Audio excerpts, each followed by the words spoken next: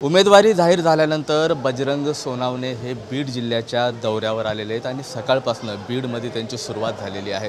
बीडच्या धानोरा गावापासून त्यांनी खऱ्या अर्थानं प्रचाराला सुरुवात केली असं म्हणलं तरी आता वावगं वाटणार नाही। आणि हे करत असताना नवगण राजोरी येथे आलेले आहेत। नवगण राजोरी हे गाव आमदार संदीप क्षीरसागर यांचं आहे आणि ते इथले जे नवगण आहेत, गणपती आहेत, त्यांना नतमस्तक झालेला आहे। मी बातचीत करण्याचा प्रयत्न करतोय। बजरंग सोनावणे जे महाविकास आघाडीचे अधिकृत उमेदवार आहेत। बाप्पा, नवगणाकडे तुम्ही आज नतमस्तक झाले, काय साकडं घातलं असेल?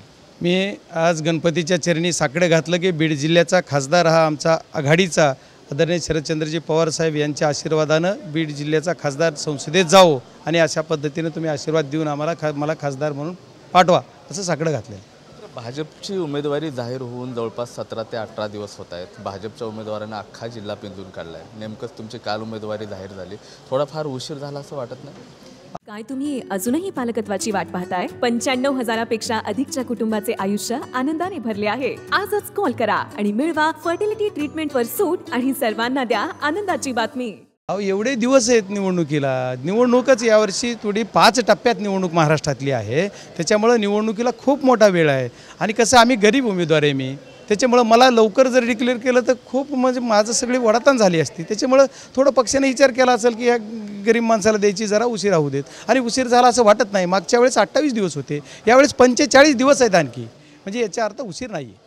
या निवडणुकीत काय महत्त्वाचा मुद्दा तुमच्याकडे आहे? कुठले मुद्दे समोर घेऊन तुम्ही या निवडणुकीमध्ये सर्वात महत्त्वाचा विषय आहे की बीड जिल्ह्याचा खासदारांनी करावायचा विकास। तो काय विकास केला? गेली 15 वर्षे झालं एका विचाराचा खासदार आहे, तर त्या विचाराला आपण विचारलं पाहिजे की बाबा आम्ही काय केलं तुम्ही इथं विकास एखादा प्रोजेक्ट कुठली MIDC आणली? महाराष्ट्रामधून महाराष्ट्र सरकार होतं, देशात सरकार आहे, या सर्व गोष्टी असताना आज तुमचं महाराष्ट्र सरकार आहे। नुसत्या प्रत्येक वेळेस खोट्या आश्वासनं देऊन किती दिवस लोक ऐकणार? मग ह्या गोष्टीत कुठंतरी जमछाक जनतेची होती। बीड जिल्ह्यातल्या कुठल्याही एखाद्या तालुक्यामध्ये कुठल्या विधानसभा मतदारसंघामध्ये नवीन MIDC आणली का? तरुणांना रोजगार मिळणार का? या इथं रेल्वेचा प्रश्न वर्षानुवर्ष आहे, 25-30 वर्षे झाले कुठं सुटत नाही आहे। मग आणखी रेल्वेवरच बोललं जाते, काही नाही आहे। त्याच्यानंतर कुठला एखादा मोठा प्रोजेक्ट आणला आहे, कापसाचा एखादा मोठा प्रोजेक्ट आहे, कुठली आता जी साखर कारखाने आहेत ती साखर कारखाने चालवले का नीट? कोण चालवतं आहे? कोण भाव देतं आहे? कोण ऊस नेतं आहे? लोकांचे हाल कुठल्या मतदारसंघात होते याच्यावर सुद्धा बोललं पाहिजे। नुसतं माझ्या जिल्ह्यातल्या लोकांचं दरडोई उत्पन्न वाढवायचं असा जो माझा संकल्प आहे, अशा पद्धतीचं बोलून चालत नाही, तर ते प्रत्यक्ष वाढवलं पाहिजे। याच्यासाठी बीड जिल्ह्यामध्ये सुद्धा मी साखर कारखाना चालवत असताना बीड जिल्ह्यातल्या सर्वाधिक भाव इथून मागच्या इतिहासात पण मी दिला आहे, सर्वाधिक क्रशिंग करायचं काम करतोय। आणि यावर्षी सुद्धा जवळपास 9 लाख क्रशिंग केलं आहे। 2750 रुपयाची पहिली उचल मराठवाड्यात कुठल्याही साखर कारखान्याने आणखी 2750ची उचल दिली नाही, तेवढी मी दिलेली आहे। त्याच्यामुळे दरडोई उत्पन्न वाढलं पाहिजे आणि इथला विकास झाला पाहिजे। इथं नवीन एखादा प्रोजेक्ट आला पाहिजे, रेल्वेचा एखादा प्रोजेक्ट आला पाहिजे, किंवा सीताफळ शिवसौंदर्य केंद्र आहे, आमच्याकडे डोंगरपट्टा आहे, ह्या सर्व गोष्टी झालं पाहिजे। कुठं ऊसतोडांचं महामंडळ, आणि या महामंडळात पैसे कुठे आहेत? ऑफिसच सापडलं नाही पहिले 5 वर्षे असे सांगत होते। आता ह्या 2-3 वर्षात इकडं झाल्यावर तरी काय सापडेल वाटलं, ती बी काही नाही। पंकजा मुंडे असं म्हणतायत विकास काय आहे इथल्या जनतेला माहीत आहे आणि जनता माझ्या पाठीशी आहे, माझा विजय निश्चित आहे, असा तो आत्मविश्वासाने दावा करतो। येणाऱ्या काळामध्ये कळेल की जनता कुणासोबत आहे। हे कुठले समीकरण लावून यावेळीची निवडणूक नाही आहे। यावेळीची निवडणूक लोकांना, तरुण जी आमचा आहे, तरुणांना वाटते की कुठल्या जातीपातीवरची निवडणूक नाही, तरुणांना वाटते की आमचं काय, आम्ही उदासीन झालेला तरुण आहे। या बीड जिल्ह्यातला तरुणासाठी एखादा कुठला प्रोजेक्ट आला नाही, आल्यात प्रोजेक्ट एखाद्यानं जे आहे होते ते प्रोजेक्ट बंद पाडलेत, जी काय तुमच्याकडे होत्या संस्था त्या, मग तुम्ही काय म्हणता? हे असं म्हणून चालणार नाही आहे। इथं आता येरागेराचं काम नसल्यासारखा धंदा आहे, त्याच्यामुळे त्यांना ती दाखवावंच लागेल काय विकास आहे। नुसतं विकास कागदावरला विकास नाही आहे, विकास हा प्रत्यक्षातला पाहिजे। तुमची रेल्वेचं मी आत्ताच बोललो, कुठला विकास सांगा, एखादा प्रोजेक्ट तुम्हाला तुमच्या माध्यमाच्या बाजूनं तरी आम्हाला सांगा, किंवा माध्यमातून आम्हाला असं कळलं पाहिजे की ते एखादा प्रोजेक्ट आणला। मग तसं होतं त्या सगळ्या गोष्टी, तर मग एवढं प्रोजेक्ट एवढं पॉप्युलर नेतृत्व होतं तर तिकीट का बदललं?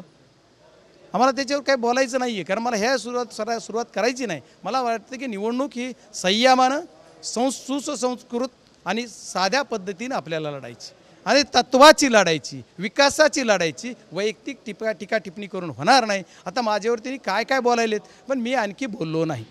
आणि जर तशी वेळ त्यांनी आणलीच तर परमेश्वर गणपतीच्या मंदिरात आहे, बघू काळ वेळ, वेट अँड सी।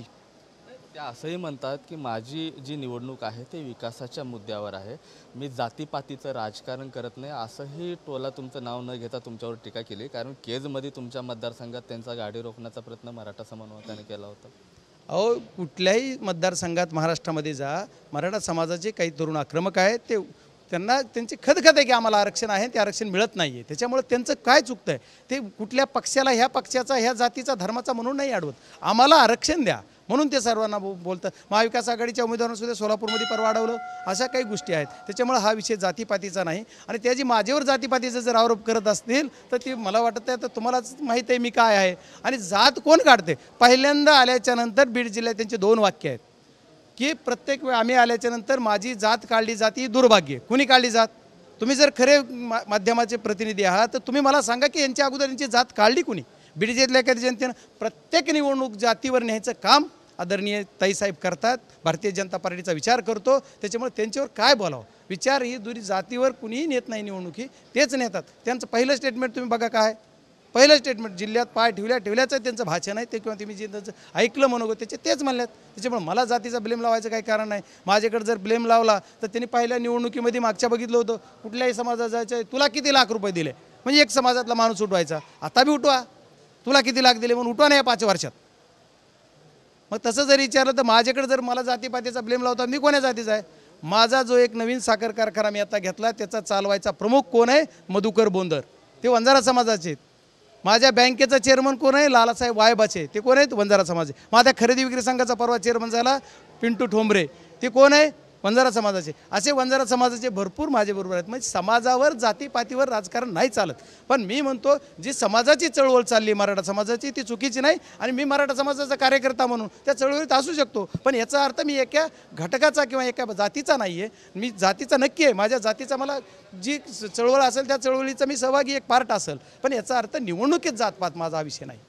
शेवटचा प्रश्न आहे बाप्पा, मनोज जरांगे पाटलांनी मध्यंतरी एक वक्तव्य केलं होतं की एकच अपक्ष मराठा समाजाचा राहील, दुसरा कोणीही नाही. आता योगायोगानं ज्योतिताई मेटे यांचं तिकीट कापलं गेलं आहे, त्या पण नाराज आहेत. आता तुम्ही गडावर जात आहेत, मनोज जरांगे पाटीलांना तुम्ही भेटताय का? काही संवाद वगैरे तुमचा त्यांच्यात झाला आहे का?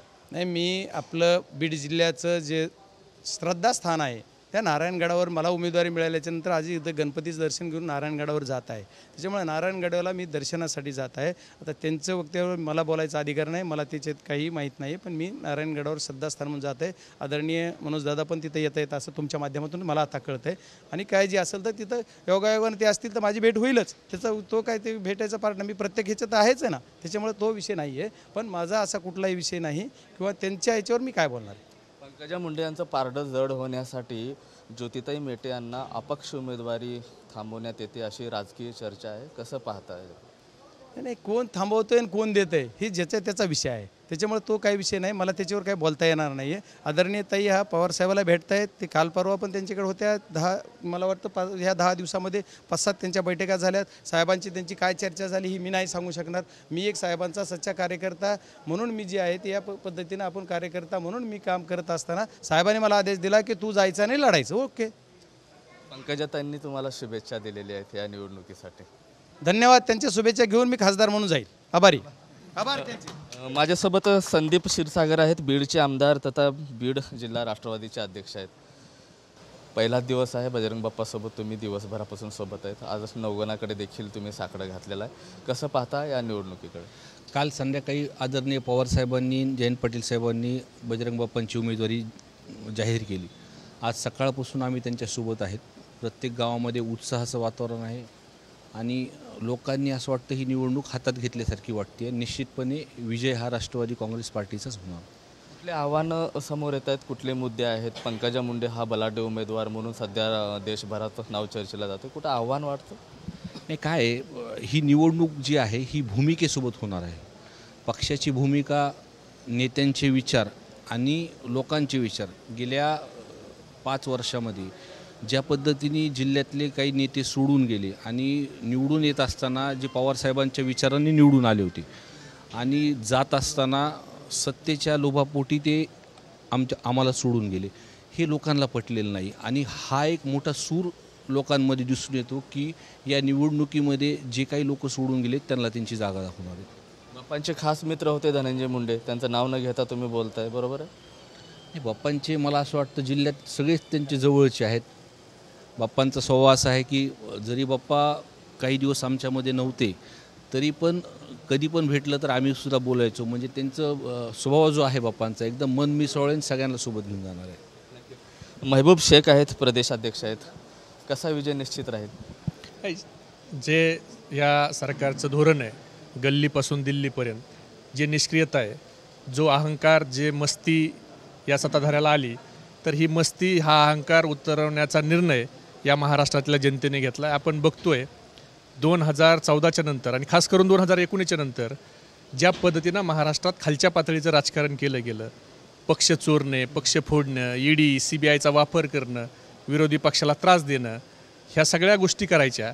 आणि दुसरीकडे जे मूलभूत प्रश्न आहेत ज्याच्यावर हे सरकार आलं, मग तो युवकांच्या रोजगाराचा प्रश्न असेल, महागाई कमी करण्याचा विषय असेल, शेतकऱ्याच्या मालाला भाव देण्याचा विषय असेल, ह्या सगळ्या गोष्टीवर अपयश ह्या सरकारला आलेलं आहे. आज शेतकरी समाधानी नाही. आज खताचे भाव काय वाढलेत, शेतकऱ्याच्या मालाला त्या ठिकाणी भाव मिळत नाही, कांद्याला निर्यात शुल्क 40% लावलं आहे, त्याच्यामुळं शेतकऱ्याच्या हातात आता पैसे येत नाहीत. 2 कोटी युवकांना रोजगार देऊ म्हणणारं सरकार मागच्या 9 वर्षात, हे मी सांगत नाही, नीती आयोगाचा अहवाल आहे, 10.9% बेरोजगारीचा दर वाढला आहे. म्हणजे मागच्या 45 वर्षात जेवढी बेरोजगारी नव्हती तेवढी बेरोजगारी ह्या मागच्या 9 वर्षात झाली. मागच्या वर्षभरात वेदांता फॉक्सकॉन असेल, टाटा एअरबस असेल, सॅफ्रॉन असेल, हे सगळे प्रकल्प आता गुजरातला पळून त्या ठिकाणी घेऊन जायला लागलेत. हे सगळं महाराष्ट्रातला युवक, महाराष्ट्रातला शेतकरी, महाराष्ट्रातले तरुण हे सगळे उघड्या डोळ्याने बघतायत आणि ह्याचाच धडा आता शिकवण्याची वेळ ही आलेली आहे. म्हणून भारतीय जनता पार्टीचा जो अहंकार आहे, सत्तेचं जे मस्ती आहे, ती जनता ह्या निवडणुकीत उतरल्याशिवाय राहणार नाही.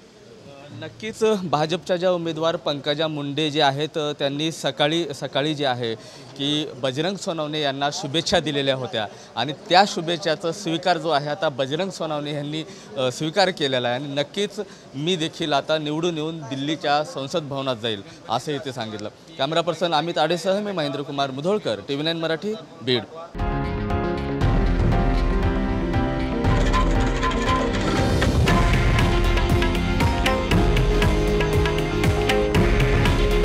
हे आहे देशातील नंबर 1 न्यूज नेटवर्क आणि आपण पाहत आहात TV9 मराठी. काळजी तुमची, हित महाराष्ट्राचं.